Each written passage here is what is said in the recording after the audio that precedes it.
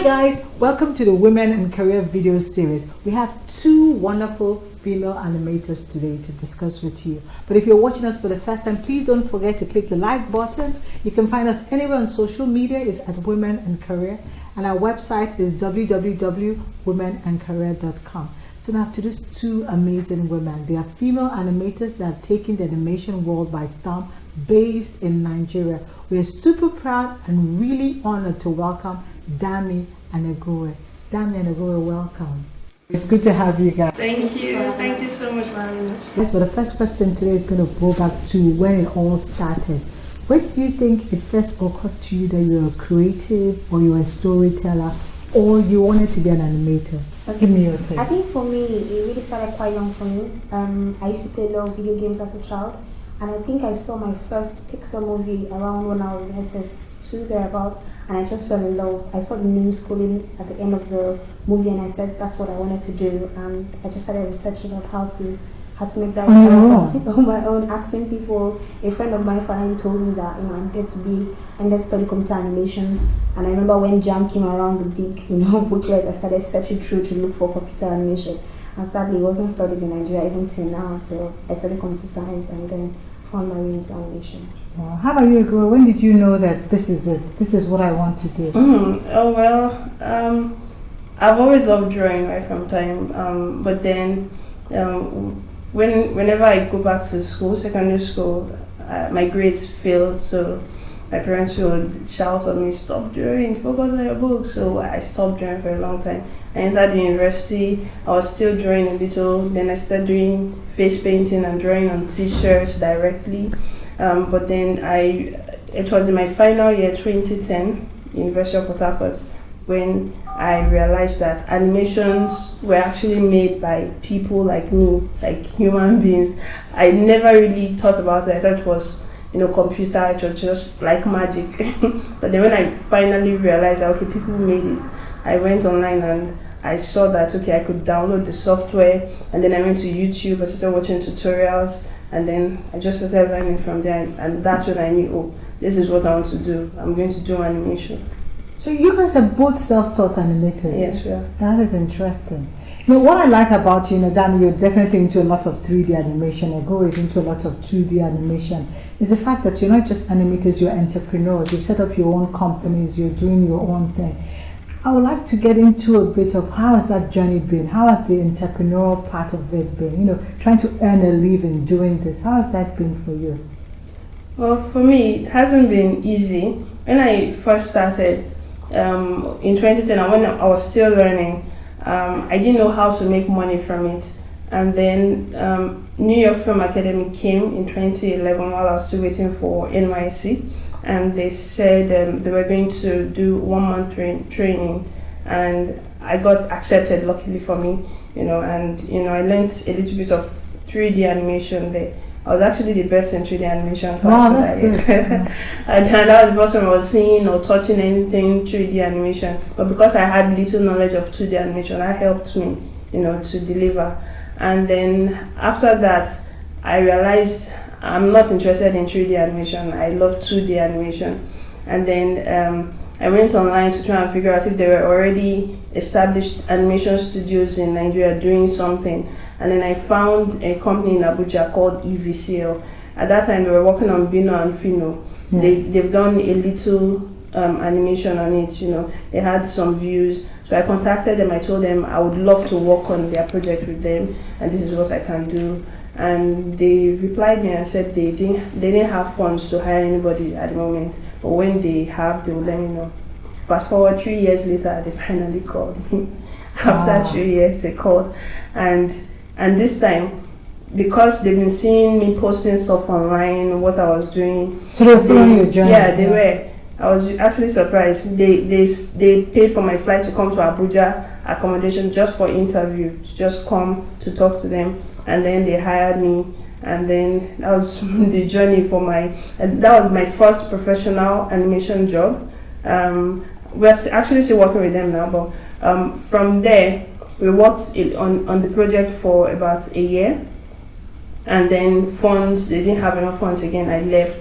But because during that 3 years before they contacted me, I realized that I didn't want to just wait here, doing nothing and waiting for someone to call me. That was when I went to open my company, register my company name, Agbowa-Ikosi, and then I said, okay, if they're not going to hire me, I'm going to hire myself. So that's how you got. Yeah, that was how I started. Dami, how about you? How's that journey been for you? I think for me, quite early on, I think as soon as I was done with school, I knew this is what I wanted to do.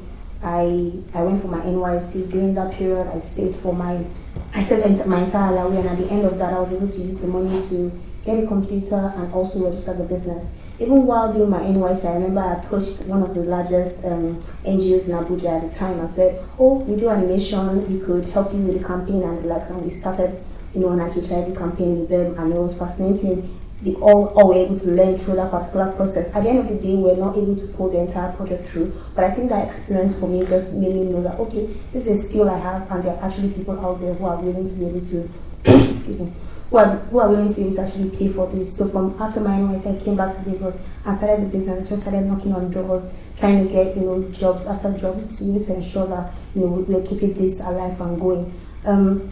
It hasn't been easy because, again, at the time, 2009, 2010, many people really didn't know that animation was possible in Nigeria, and many times, even after sending emails and proposals, when I didn't show up, because I look way much different than I looked back then, they're like, so who are you? Where's the CEO? I got that question a lot. Where's the call your CEO?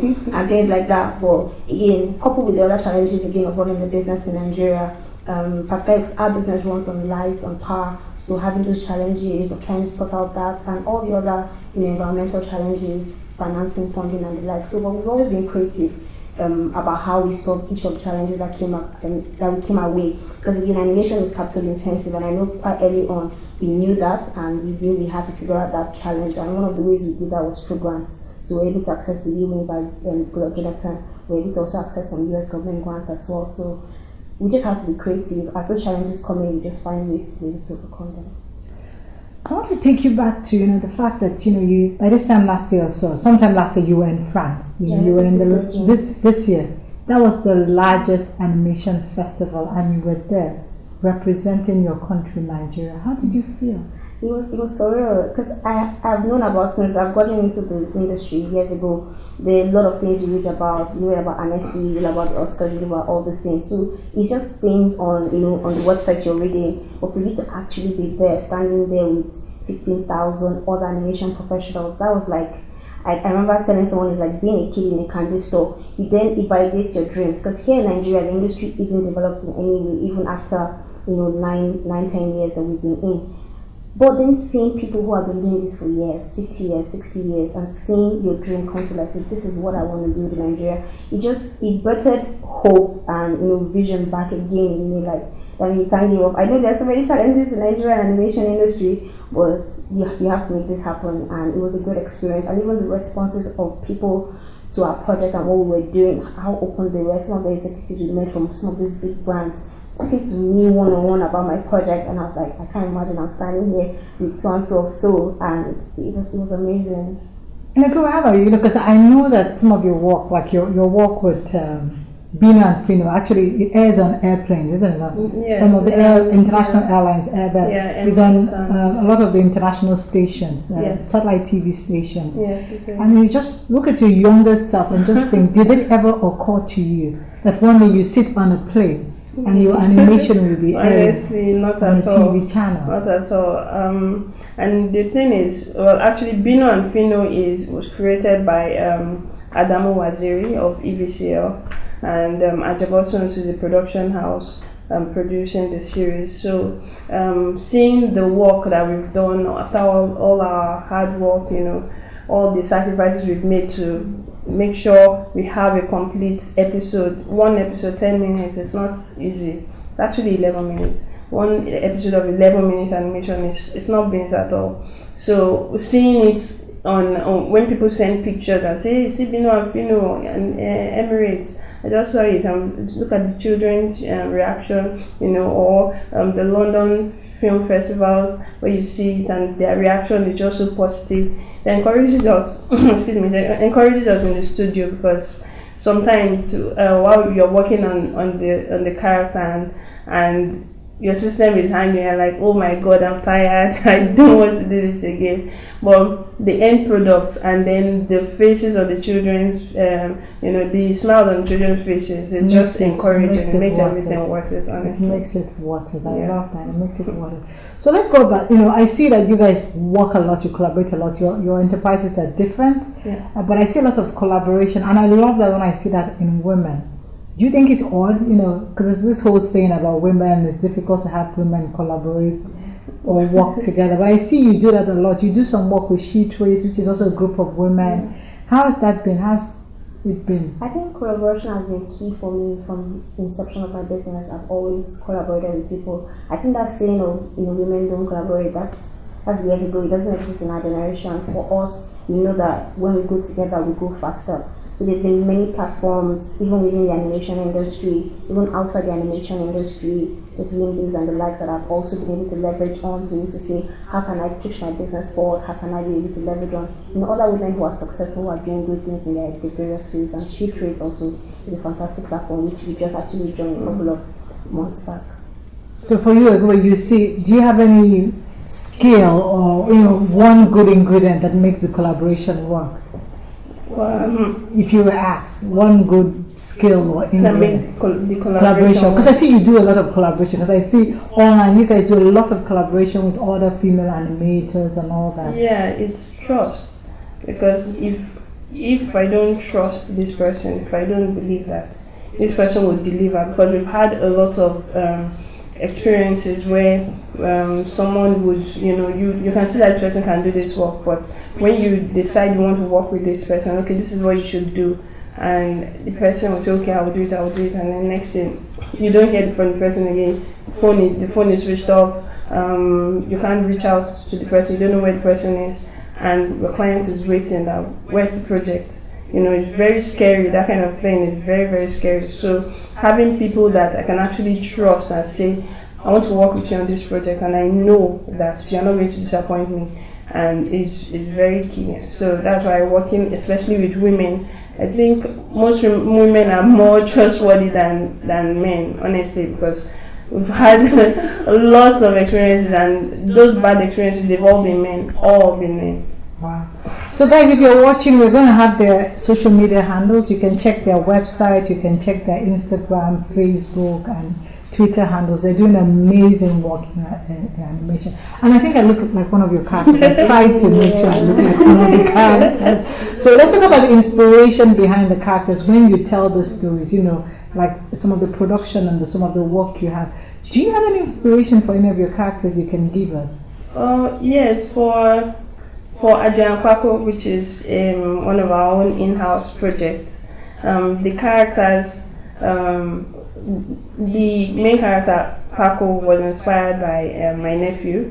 He's always, very energetic, always funny, always wanted to talk, and, and at the time, I have lost touch in drawing, so I was like, okay, let me just draw something, and the big head, the weird shape, people just connected with it. I was like, okay, that's good. I think that hits like over 1 million views on yes, YouTube. It has over 1 million. How about you? Any inspiration for any of your characters? I think more broadly, I think for us, we're very focused on representation for us as Africans. We really want to tell our story and extremely passionate. So it can be from anything, walking down the street.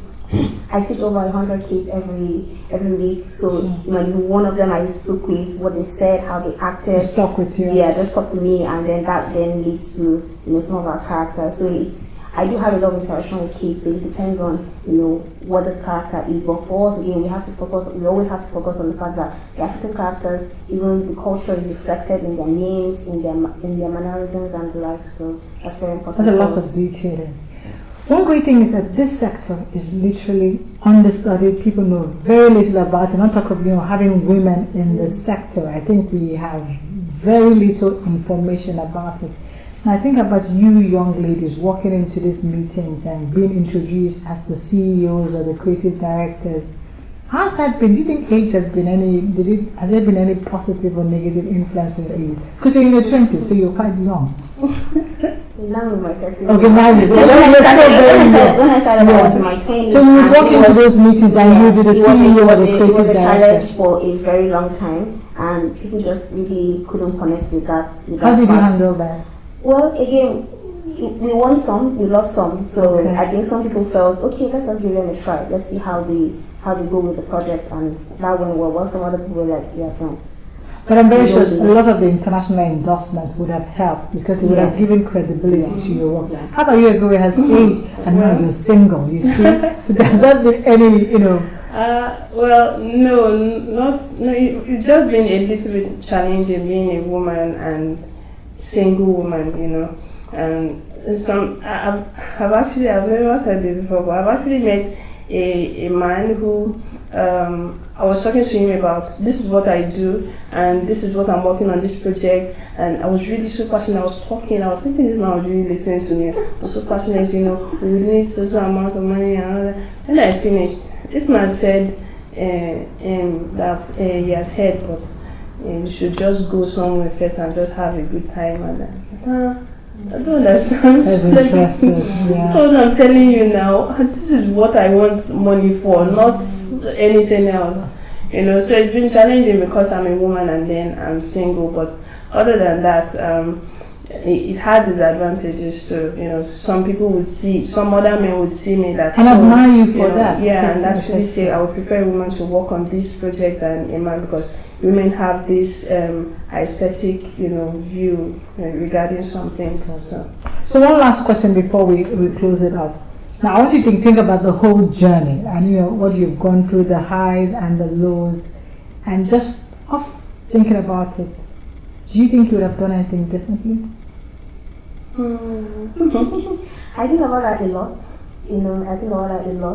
But I feel like where I am now, every single step I've taken got me there. Because sometimes I think about it that, okay, now it seems like the animation industry is about to take off. If I had done something else, gathered enough capital and coming now, we have been better. That's what I always have once in a while. But again, I have built such roots in the industry over the last 9 years that where I am now is where I need to be. So that's good. Amazing. How about you?